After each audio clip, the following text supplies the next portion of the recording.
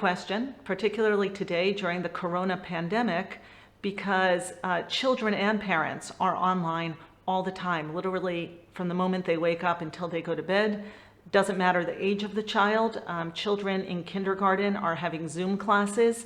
And so really boundary setting with screen use is almost non-existent because it's being used for educational purposes. And then obviously the question becomes what happens when the classes are over?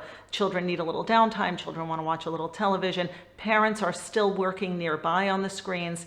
And so this is an opportunity to really have honest, open conversations about the enormous benefits of screens. Look how the whole world has gone online. We have a global community. You communicate with your friends and your teachers, even though we're locked in our homes. And look at the tremendous resources. We're able to find information easily to answer questions that our teachers are asking us. Religious books, Svarim, are online thanks to sites like Svarya and Merkava. So really the internet in all of its glory is available to us and it allows us to keep functioning somewhat normally in this very abnormal time. So it's an interesting time to begin thinking about screen time boundaries given how much we're online, and it allows these conversations. Children under 11 are very different than children over 11.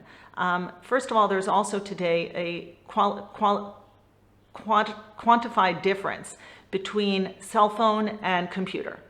If we're only talking about computers, parents can certainly make sure the computer is in an open space. Parents can put time limits on the amount of time their children are online. They can put filters on the computer. There's a lot a parent can do to be proactive in order both to protect their child from things they don't want their child to see and to limit the amount of time their children are on the screens. The truth is there are built-in time limits on phones as well that parents can control if parents are essentially controlling the usage of all of the phones, have a program that essentially allows them to shut off internet use on phones. And those are things I strongly advise parents to do for children under 11. Parents should also be very aware of what's going on with children's phone and screen time, and they should certainly have regular conversations about the dangers, because again, today children are on screens all the time, particularly during Corona. However, there are dangers that come with screen time. Children get caught up in all sorts of social networking sites.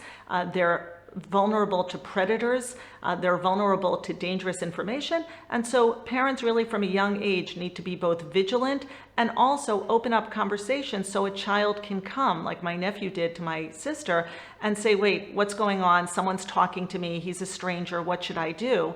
That really came out of a home in which the parents were already talking to the children about the positives and the negatives, not shutting them off from screen time, but making them aware of what some of the concerns with screen time can be. Making sure your child has some outdoor time. Now, again, during Corona, if you're stuck in an apartment, there's not going to be a lot of outdoor time, but then you can put on exercise programs on the screen so that children are also exercising. Meaning, again, we go back to the rich resource the internet provides and how it is helping us through this pandemic. But I do think children under 11 should have clear guidelines, set times, and should be warned about danger in language that won't scare the child too much, but will make them vigilant. Children over 11 already becomes more complicated because we end up in the tween age group. And then, of course, once they get to high school, children find ways to bypass some of the controls and the filters. Hopefully, if you've already put in the work of investing in talking to your children about the pros and cons of internet and having guidelines and boundaries and filters, children will naturally continue to integrate some of that into their own practices. I will say that I think once your child gets to 7th, 8th, 9th grade and up, it is a great idea to bring articles from the New York Times and the Atlantic to their attention around the dinner table. Hey, I read this article about cyberbullying. I read this article about children who spend so much time on the internet that they have a hard time forming relationships. What do you see with your peer groups? What do you see? Have you heard of any of this? And so allowing them to be brought into a conversation that's really going to interest them and allow them to express fears and concerns they may have in a very non-judgmental way. So I think we can't avoid the internet being here. It's here, meaning I sometimes hear people saying, oh, when is it going to go away? Never going to go away. It's part of our reality. And as a result, like with everything else, like with junk food and television in its day and all sorts of other temptations that can distract us from healthy living, we need to educate children from a young age how to be responsible about their screens.